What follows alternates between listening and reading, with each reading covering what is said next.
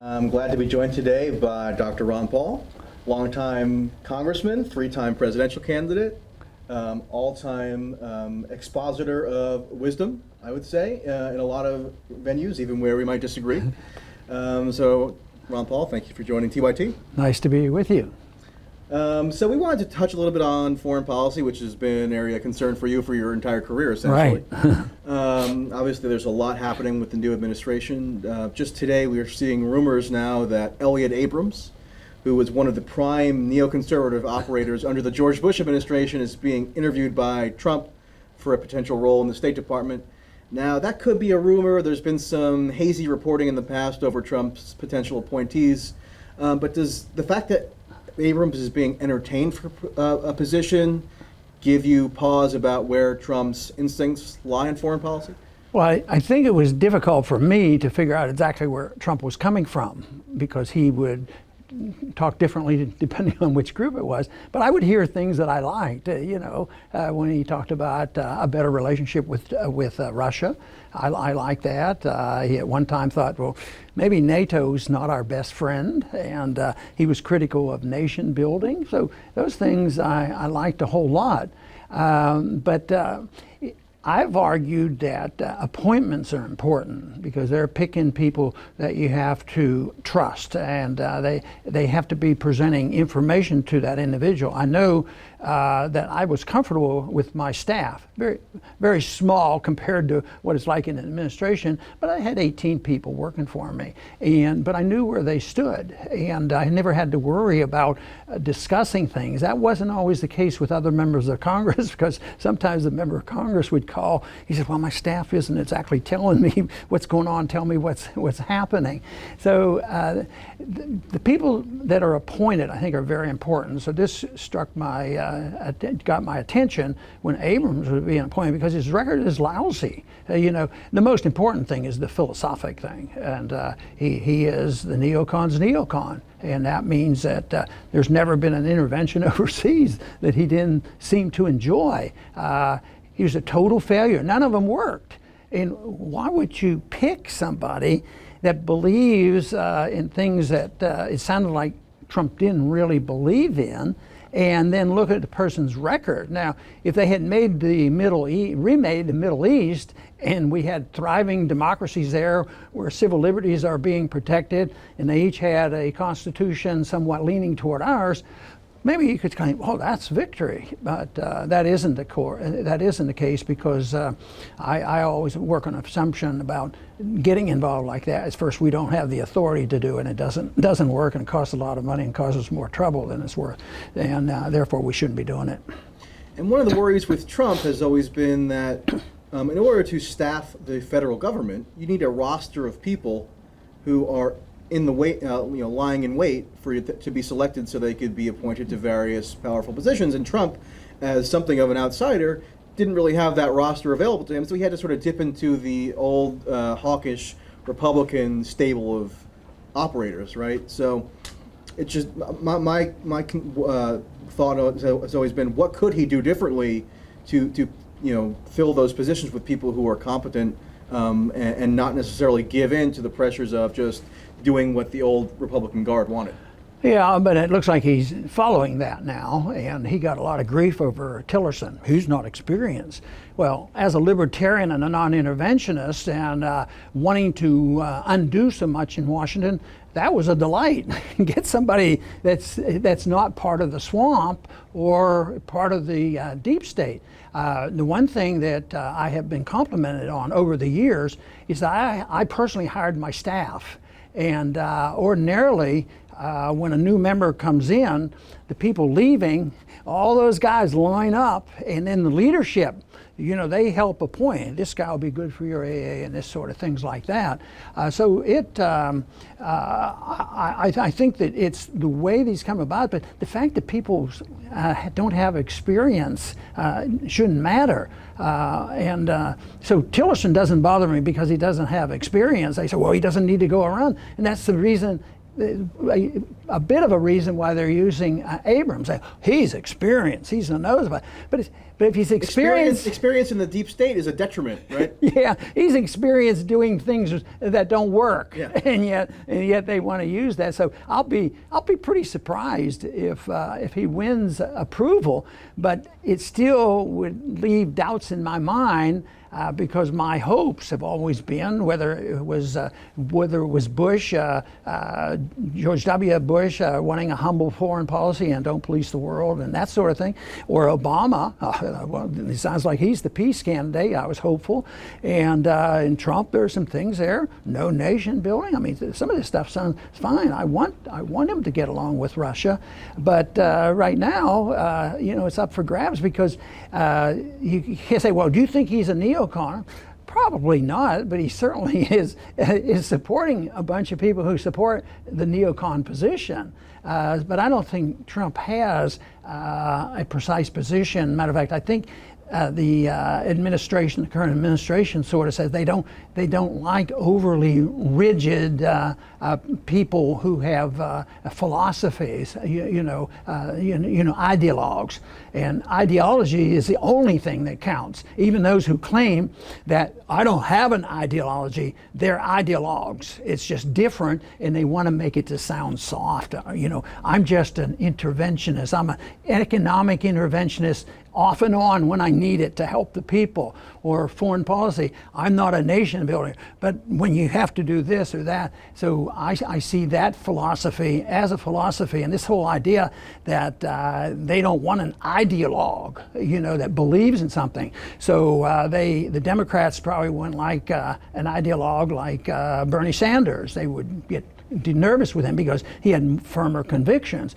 And the Republicans who claim they want less government and a constitutionalist, they aren't going to be, super excited by a strict libertarian who believes in personal liberty across the board. Whether it's personal liberty, economic liberty, or a sensible foreign policy where we don't tell other people what to do.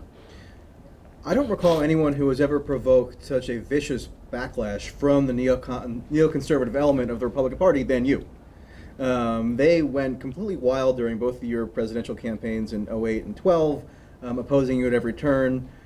And so I'm wondering, is the fact that they haven't yet insinuated themselves into power in the Trump administration, let's stipulate that Abrams may be appointed, may not, we don't know yet. Let's assume he's not appointed. Is the fact that the usual suspect neoconservatives aren't back in the positions of power that they were under Bush, is that any improvement, or is it the fact that we now have more nationalist-oriented, belligerent types surrounding Trump just a different iteration of a wrong-headed foreign policy? Yeah, I think there's going to be more of the same. Whether it was Bush or Obama. I think the policies always stay the same. I think it'll be the same with Trump. Same policies of intervention. They use different words, though. It's not nation building. But we need to go to every single spot in the world to kill the last terrorist. And that, to me, is, you mean you suspect that they might be terrorists, and you don't concede that maybe some of them are defending their homeland because they lost their family last night by a bomb? They don't look at it that way. So it's very much the same policy, different words. But Trump, if he leaned toward libertarianism, he wouldn't be wanting to massively increase the military budget. Just yesterday, he was talking about massively increasing this investment. Of course, that annoys a libertarian, because if I take money out of your pocket and buy a bomb and send it over and kill somebody, it's not an investment. It's taking money from you that you could have invested in taking your wealth and your capital to go over and cause harm, to make more enemies, so that we have another excuse to build more bombs and then rebuild the countries we destroy. It's totally nuts, that foreign policy, but that hasn't changed. I think it's going to be the same thing. I think the military industrial complex is alive and well, and they have a lot to say about it. The money is going to be spent, and it's going to continue. Well, the mantra of Trump and some of his supporters has been that we need to project peace through strength. And having strength means building up the military so it's so powerful that it can defeat any enemy, but we won't have to use it because people around the world will be so intimidated by it, by its mere presence. And that sort of is a continuation of sort of what Reagan had said throughout the 80s, but that was in tandem with this massive buildup of the military-industrial state. I mean, so is there any hope that peace through strength kind of cliche could actually lead to a more peaceful outcome, or is it just wishful thinking? No, I think about 2 or 3 submarines and about 10 nuclear weapons probably would be enough. Even when the Soviets were powerful. You just don't need this massive destructive power. So I don't think that's going to help at all. I think that the peace through strength is just a canard. I don't think that. I think what is important is to define strength. Most people see Donald Trump is strong. He's going to do something, and he's going to protect us.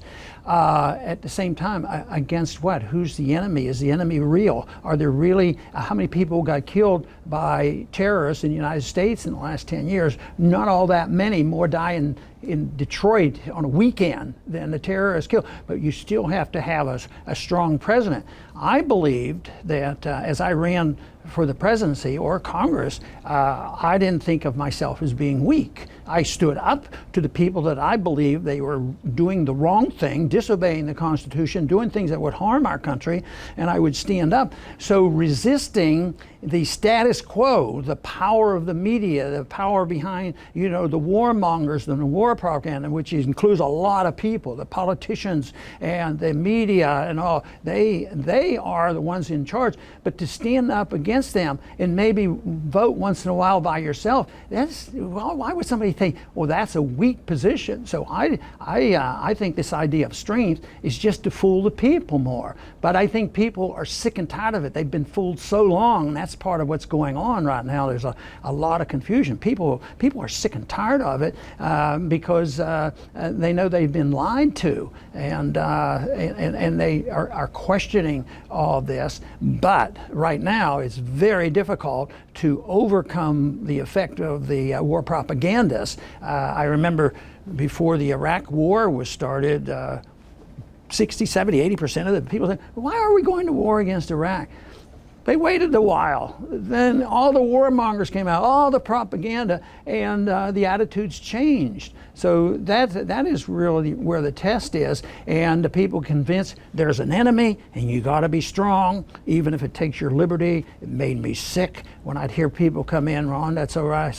I sort of understand what you're saying, but you have to give up some of your liberties in order to protect us. So they offered it up. You need the Patriot Act and the different things and the surveillance and the sacrifice of your Fourth Amendment. You had to do that in order to preserve our liberties and preserve our country, which is a weak position. It's weak. You're giving up everything. You're surrendering. So I say we need strong people, but they need strong in the understanding and the defense of liberty, and not succumb to this temptation of saying, oh, well, American exceptionalism, that is all good.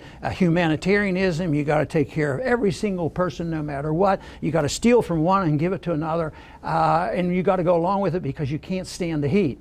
And the heat is, if you believe in liberty, it gets controversial. You mean people can do what they want with their lives? They can go and smoke what they want and eat what they want and spend their time in their house, in their bedroom as they want? Oh, that's horrible. They might do something wrong. And that's the same way with foreign policy. You mean we can't tell the world how to live? I mean, we are the king. We tell people how to live because don't you care about our greatness? So that's why I think it's not that we need a strong leader. We need sensible understanding of what liberty is about, and have strong people who not only understand it but will defend it intellectually. I don't see this as a military fight. We didn't need the military to defeat the Soviets. The Soviets defeated themselves because it was ideological, and we're defeating ourselves now. We're in big trouble today, not because the radicals have come and have overtaken us.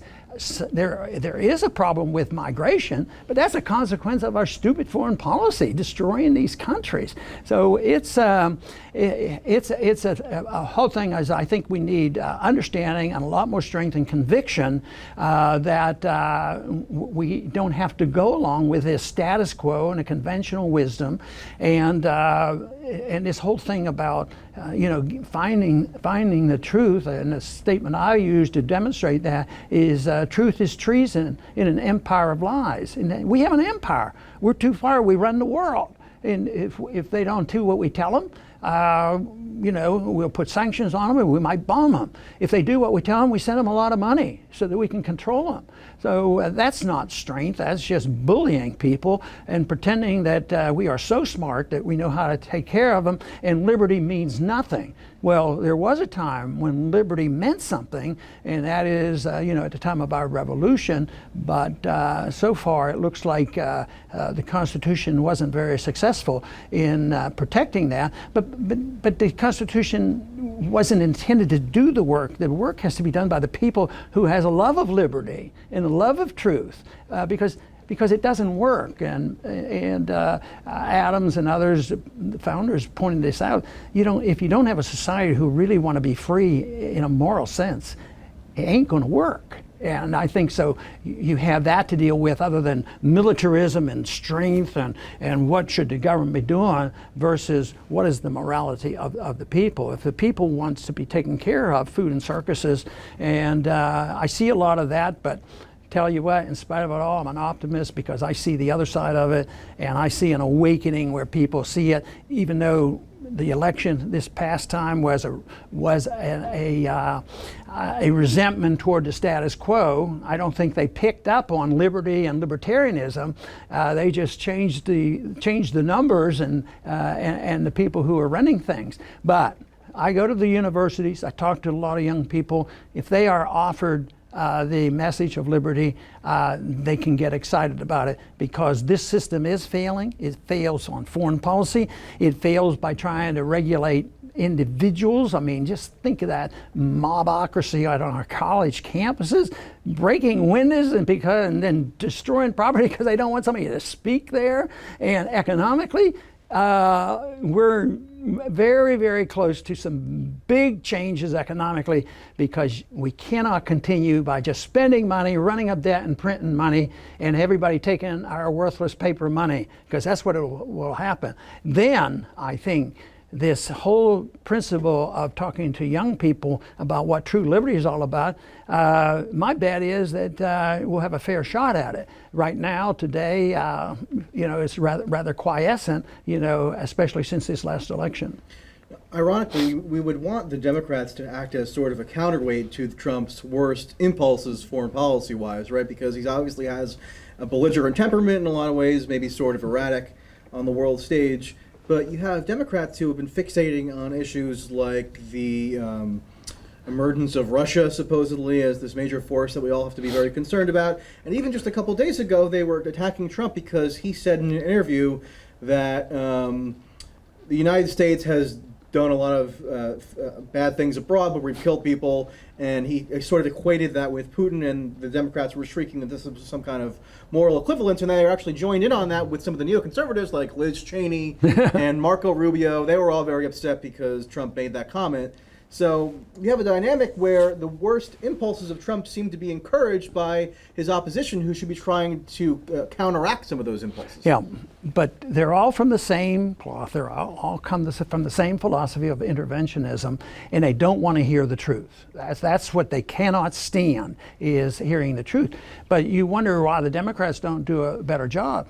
If they are true progressives and they believe in principles that it will overlap with libertarianism, because they come up with a more sensible foreign policy and they're better on civil liberties. But the average Democrat isn't. He's an interventionist. He's what I was talking about. That means you can do anything you want and you don't have a basic principle. But from the campaign, this is why the neocons they were quite happy with Hillary. Hillary, I mean, think of her. She could have run as a Republican. I mean, what are you talking about? If people wouldn't believe it. But especially her foreign policy. And, she's not, she's not anti-Wall Street. So she was part of it. She represented this status quo, and I think the anti-establishment got a little bit surprised that somebody who talked so negatively about the status quo and did so well. The big question is, was that all true and is going to be followed through, or are we going to get more Elliott Abrams in the administration, or are we going to continue with all these wars and all the spending and all the debt and all the money that is wasted? And I say there's no difference between the two parties, and more people come to realize this, that they are the same, just with management styles. We want to attack this country, we'll attack this one over here. Oh no, we want to open up the door to Iran. No, we want to close the door on Iran, and we have to go after Russia instead. It's just this flip-flopping around that we as libertarians find rather annoying. Why can't people believe in something other than whatever they think for the moment? The utilitarians, the pragmatists that basic belief and fundamentals are to be rejected. Philosophically rejected. That we don't want to be restrained by people who have actual beliefs. Yeah, we should note for the record, I just saw a report a couple hours ago that Senator Rand Paul has announced that he will oppose the potential appointment of Elliott Abrams to the State Department. So he's serving a useful function in the Senate, and he made a similar statement a couple weeks ago when it was seen as a possibility that John Bolton could be nominated for some high-level position as well. So it seems that something resembling what you're outlining here is been affected in the Senate. So that's a reason to be optimistic. Yeah, and that goes to show that to some degree, the process does work.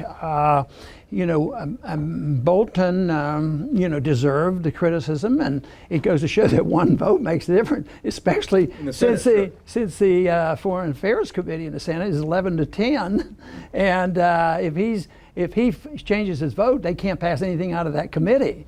But they can still go around and take it straight to the floor if they really want Abrams. But he said he's not going to vote for him. He's not going to vote for him. And that stopped Bolton. People started talking, well, are we going to go through that fight? We have no idea how strongly they wanted to do that, but they decided it wasn't worth taking to the Senate floor. It'll be interesting to see what happens here. Yeah.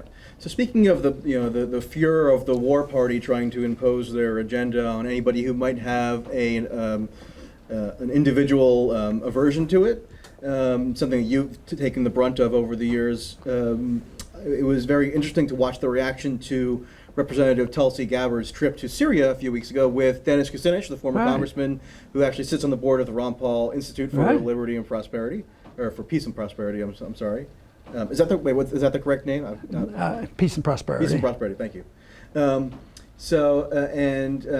You and he collaborated on a number of issues over the years, and he accompanied her on this trip. But you saw just a vicious response from the foreign policy establishment, from the Washington Post opinion writers, from even many members of Gabbard's own party, and the Democrats were calling for her to be primary because they saw her as somehow enabling Assad simply by meeting with him. Although I thought diplomacy was supposed to be that you meet even with people who you don't like and who you need to find common ground with to achieve a better outcome. But in the case of Gabbard, she really got a very incendiary response from that trip. As somebody who was the lone no vote on countless votes in Congress, I mean, do you see any kind of echoes of that in the way that the Gabbard-Kucinich trip was portrayed in the media? Yeah, she'll have to have a strong skin. She has a tough skin, but she has a good brain too. I don't think they're going to push her around too much. I mean, she will become heroic for what she's doing. Yes, the average media is turning down. That shows you how powerful they are. And it's not Republican and Democrat, it's the media. And they are Republicans and Democrats. And they always support war and military-industrial complex, the Federal Reserve System, deficit financing, the welfare state. None of that will change. But Dennis is a real hero. We became good friends. And on economic issues, we still have our little debates. But when it comes to civil liberties and foreign policy, he and I very often would be two votes against going to war. And he knows.